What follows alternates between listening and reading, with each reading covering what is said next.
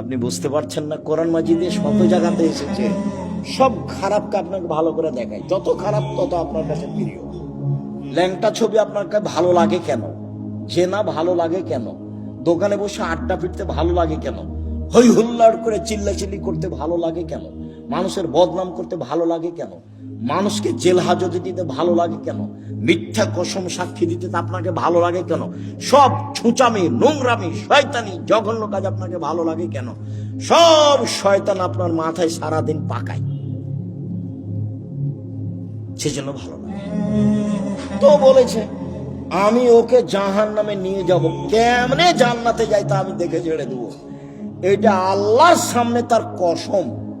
বলছে তোমার ইজ্জতের কসম, আমি ওকে জাহান্নামে নিয়ে যাব। আমি একাই যাব? তাহলে পৃথিবীতে সবচেয়ে বেশি রিক্সে জীবন কাটায় কে বলেন তো? শয়তান।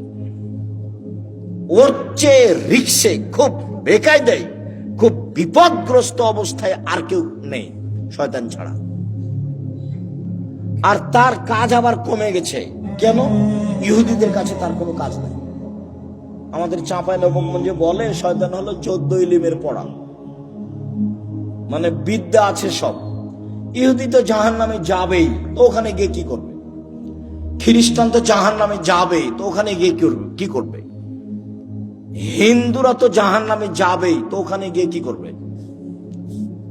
যারা কাদিয়ানি তারা তো গেছে, যারা শিয়া তারা তো গেছে, আকীদায় মার খেয়েছে যারা, তারা তো জাহান্নামে যাবে।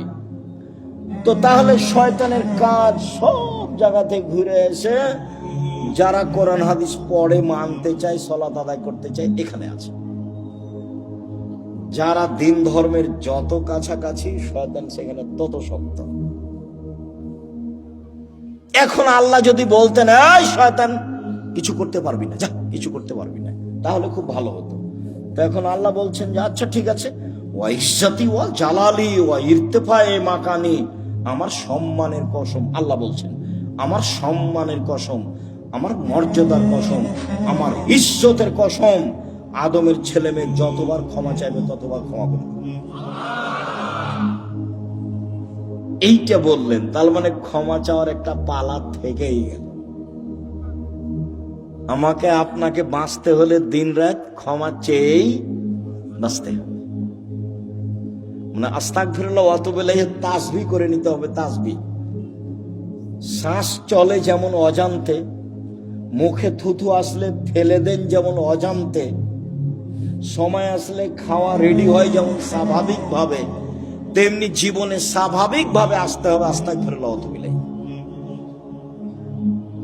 আস্তাগফিরুল্লাহ ওয়া আতুবু ইলাইহি। চলছেন, ফিরছেন, উঠছেন, বসছেন, আল্লাহ বললেন যে ঠিক আছে, আদম সন্তান যতবার আমাকে বলবে আমার ভুল হয়েছে ততবার আমি ক্ষমা করে দেব। এইটা বললেন, কিন্তু বললেন না যে তুই কিছু করতে পারবি না, এটা বলেন। তখন আল্লাহ রাসূল বলছে কুল্লু বানি আদম খাত্তা, আদম সন্তানই পাপী। খায়রু খাত্তাইনা তাওবুন, সবচেয়ে ভালো আদমের ছেলে মেয়ে সেই যে বলে আস্তাগফিরুল্লাহ ওয়া আতুবু ইলাইহি, আস্তাগফিরুল্লাহাল্লাযী লা ইলাহা ইল্লা হুয়াল হাইয়ুল কাইয়্যুম ওয়া আতুবু ইলাইহি রব্বিগফিরলি ওয়া তুব আলাইয়া ইন্নাকা আনতাত তাওয়াবুল গফুর।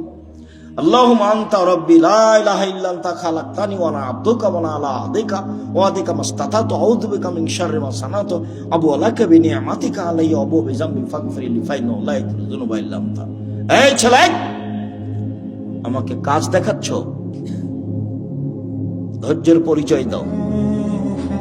আমাদের এখানে কোনো কেচ্ছা কাহিনী নেই, নির্বাচনও আসেনি, অল্পক্ষণ ধৈর্যের পরিচয় দিবেন।